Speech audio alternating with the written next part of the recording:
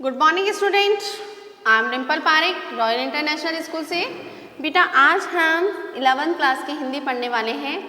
हिंदी गद्यखंड पढ़ेंगे। गद्यखंड के अंदर बेटा अपना जो फर्स्ट लेसन है वो कंप्लीट हो चुका था, दो बैलों की कथा जो कि प्रेमचंद से संबंधित है। दूसरा जो लेसन है वह हम स्टार्ट करने वाले हैं जिसके जो लेखक है वह है राहुल। तो आज हम उनके बारे में, उनके जीवन के बारे में जानकारी ले लेते हैं और फिर हम उस लेसन को पढ़ते हैं कि इस लेसन में क्या बताया गया है। तो सबसे पहले हम उनका जीवन परिचय पढ़ लेते हैं और उनके जो रचनाएं हैं, साहित्यिक परिचय है, उनके बारे में जानकारी ले लेते हैं। तो जल्दी से बुक निकाल लीजिए बेटा, स्टार्ट करते हैं हम। राहुल का जन्म सन 1893 में उनके ननिहाल गांव पदहा जिला आजमगढ़ उत्तर प्रदेश में हुआ था। यानी कि इनका जन्म कहाँ हुआ था? इनके ननिहाल में हुआ था। कब हुआ था? सन 1893 यानी कि 1893 में इनका जन्म हुआ था। कहाँ हुआ था? आजमगढ़, जो कि कहाँ पर स्थित है? उत्तर प्रदेश में स्थित है। इनका प्रत्येक गांव कन्हैया था। प्रत्येक गांव यानी कि जो इनके पूर्वजों का जो गांव था, जो उनके पिता दादा इत्यादि जिस इस जगह रहते थे, उस गांव का नाम क्या था? कन्हैया उस गांव का नाम था। उनका मूल नाम केदार पांड्या था। यानी कि मूल नाम क्या था? वैसे तो राहुल तो उनका अलग से नाम डाला गया है आपके राहुल साकल्यानंद, लेकिन जो उनके मूल नाम था, पहला जो उनका नाम था वह क्या था? केदार पांड्या था। उनकी शिक्षा काशी, आगरा और लाहौर में हुई थी। जो सामान्य शिक्षा थी, उनकी जो शिक्षा उन्होंने प्राप्त करी वह कहाँ कहाँ से प्राप्त करी? काशी से, आगरा से और लाहौर से उन्होंने शिक्षा प्राप्त करी। और सन 1930 में इन्होंने श्रीलंका जाकर बौद्ध धर्म ग्रहण किया। अब देखिए, इन्होंने बौद्ध धर्म ग्रहण किया।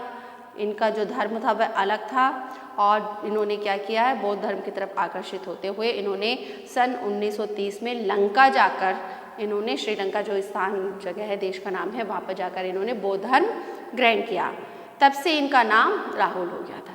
ओके बेटा, तब से इनका नाम परिवर्तित हो गया था। पहले के इनका नाम क्या था? केदार, और फिर उसके बाद में इनका नाम परिवर्तित होकर राहुल साकल्यानंद हो गया था। राहुल जी पाली, प्राकृत, तिब्बती, चीनी, जापानी, रूसी अनेक भाषाओं के जानकार थे। अब देखिए, इतनी सारी भाषाओं के जानकार थे। कितनी सारी भाषाएं जानते थे? तिब्बती जानते थे, चीनी जानते थे, जापानी जानते थे, रूसी जानते थे। इतनी सारी भाषाओं का उनको क्या था? ज्ञान था। और इसलिए उन्हें क्या कहा जाता था? महापंडित। अब जिस व्यक्ति को बेटा इतनी सारी जो भाषाएं हैं इसके बारे में बोलना आएगा, समझना आएगा, तो ऐसे व्यक्ति को क्या कहेंगे? हम महाज्ञानी कहेंगे। तो इसलिए इनको लोग क्या कहते थे? महापंडित भी कहा करते थे। और सन 1863 में इनका क्या हो गया? देहांत हो गया, अर्थात ये मृत्यु को प्राप्त हो गए। राहुल ने उपन्यास, कहानी, आत्मकथा, यात्रावंत, जीवनी, आलोचना, शोध आदि अनेक विधाओं में साहित्य सृजन किया। ये ऐसे व्यक्ति थे जिन्होंने क्या किया कि उपन्यास लिखे, कहानियाँ लिखी, आत्मकथा जानते हैं ना बेटा? अपने स्वयं के जीवन पर लिखी जाने वाली जो कथा होती है उसे आत्मकथा कहा जाता है। जीवन से संबंधित यानी कि अपना स्वयं के बारे में, है ना। उसके बाद में यात्राव्रत यानी कि जो उन्होंने यात्राएं की है उस यात्राओं को अपनी भाषा में, अपने विचारों के द्वारा उन्होंने उसका लेख लिखा है। जीवनी, जीवन से संबंधित, आलोचना, लोगों की उन्होंने क्या करी है? उनकी कवित्वों की या फिर जो अन्य जो लेखक हैं उनकी आलोचना इत्यादि से संबंधित भी उन्होंने लेख लिखे हैं। शोध कार्य किए हैं और अनेक विधाओं में उन्होंने साहित्य सृजन किया है। इतना ही नहीं, उन्होंने अनेक ग्रंथों को हिंदी में अनुवाद भी किया। देखो, इतना तो उन्होंने किया ही जो किया, उपन्यास लिखे, आत्मकथाएं लिखे, कहानी लिखी, संस्मरण लिखे, है ना, यात्राव्रत लिखे, लेकिन इसके अलावा उन्होंने क्या किया कि अनेक ग्रंथों का उन्होंने हिंदी में अनुवाद भी किया है। मेरी जीवन यात्रा, दर्शन दिग्दर्शन, 22वीं सदी, बोगिया मेघ से गंगा, भागो नहीं दुनिया को बदलो, दिमागी गुलाम, घुमक्कड़ शास्त्र इनकी प्रमुख कृतियाँ है। यानी कि इनकी प्रमुख जो कृतियाँ हैं उन कृतियों के नाम दिए गए हैं कि ये कृतियाँ इनकी प्रमुख है। वैसे तो बहुत सारी कृतियाँ लिखी है इन्होंने, लेकिन कुछ कृतियों के यहाँ पे नाम दिए हुए हैं। साहित्य के अलावा दर्शन, राजनीति, धर्म, इतिहास, विज्ञान आदि विभिन्न विषयों पर राहुल जी द्वारा रचित पुस्तकों की संख्या करीबन कितनी है? 150, अर्थात 150 इनकी जो पुस्तकों की रचनाएं, 150 इन्होंने पुस्तकें लिखी है। राहुल जी ने बहुत ही लुप्तप्राय सामग्री का उद्धार कर अन्य महत्वपूर्ण कार्य किए हैं।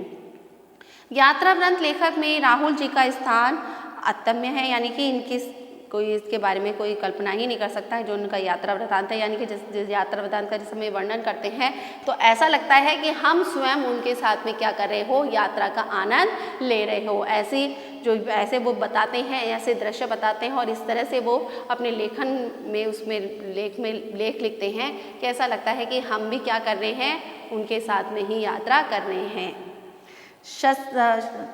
उन्होंने घुमक्कड़ी का शास्त्र रचा और उनसे होने वाले लाभों का उन्होंने वर्णन करते हुए मंजिल के स्थान पर यात्रा को ही घुमक्कड़ का उपदेश बताया है। अब उनका जो जीवन था वह कैसा था, घुमक्कड़ यानी कि वो क्या करते थे, इधर से उधर घूमते रहते थे।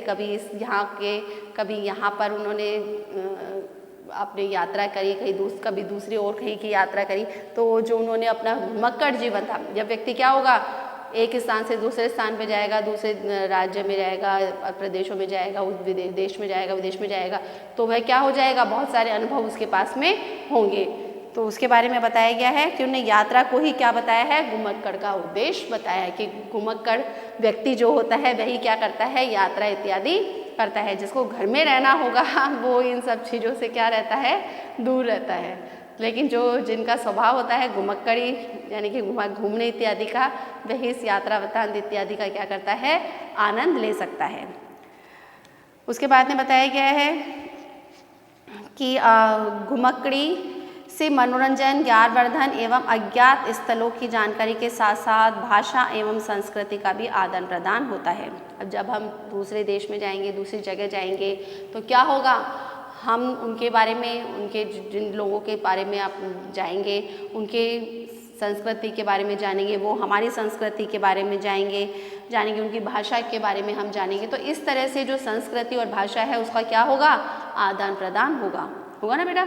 आप कहीं दूसरी जगह जाएंगे तो वो आपकी भाषा जानने की कोशिश करेंगे, आपकी संस्कृति, आपके इत्यादि जो आपके जीवन से संबंधित जो चीज़ें हैं उनको जानना चाहेंगे, और आप भी उनके लोगों के जीवन से संबंधित जानकारी प्राप्त करना चाहेंगे। तो इस तरह से घुमक्कड़ जीवन से क्या है, मनोरंजन तो होता ही होता है, साथ ही साथ हमारी संस्कृतियों का भी आदान प्रदान होता है।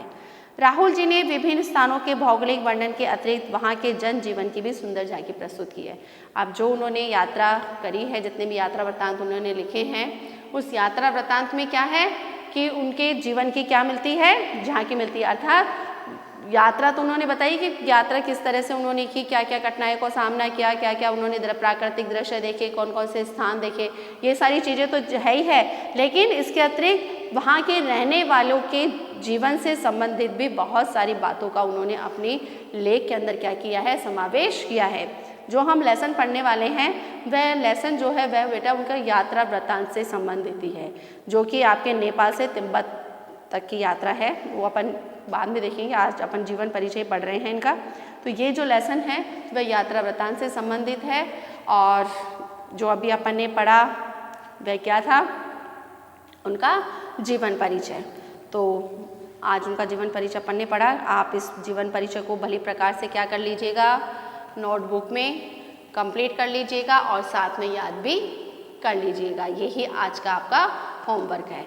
ओके बेटा, good day, goodbye, take care.